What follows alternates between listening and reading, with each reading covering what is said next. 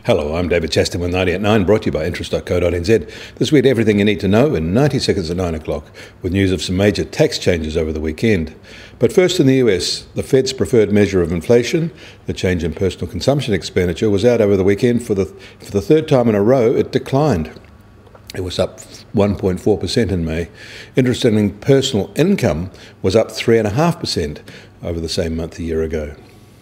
China's summer transport peak period began on Saturday, with almost 600 million passenger train trips expected to be made by the end of August, when the summer season ends. That is 50 million more trips than the same period last year. And China's official PMI measures have both come in strongly positive for June. The factory measure rose to its highest in 3 months, and near its second highest since 2013. Its services PMI scored similarly.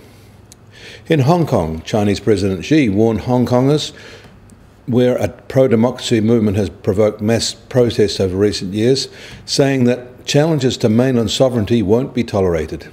He said any attempt to endanger China's sovereignty and security, challenge the power of the central government, or use Hong Kong to carry out infiltration and sabotage activities against the mainland, that's what he said, is an act that crosses a red line for Beijing.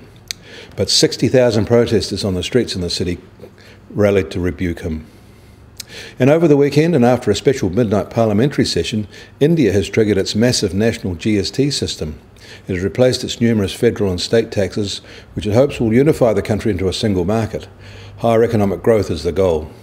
There are now 4 basic GST rates there: 5%, 12%, 18% and 28%.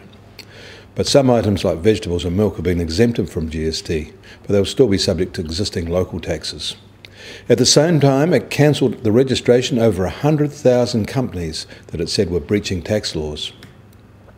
And in Australia, another emergency tax change has instituted a 12.5% special tax on foreigners selling property there if the value is over $750,000, which accounts for just about everything in Sydney and Melbourne. These new ATO rules were introduced to stop foreign property owners avoiding capital gains tax. In New York, the US Treasury 10-year yield ended the week on a 6-week high, now just over 2.3%. The oil price is certainly higher today, rising to just under $46.50 a barrel, while the Brent benchmark is just on $49. The growth in the US rig count has levelled out in data released overnight. And the gold price has slipped, however. It is now just under $1,240 an ounce. But the Kiwi dollar has bounced back up again. It is now at 73.3 US cents. On the cross rates were up as well to 95.4 Aussie cents and 64.2 Euro cents.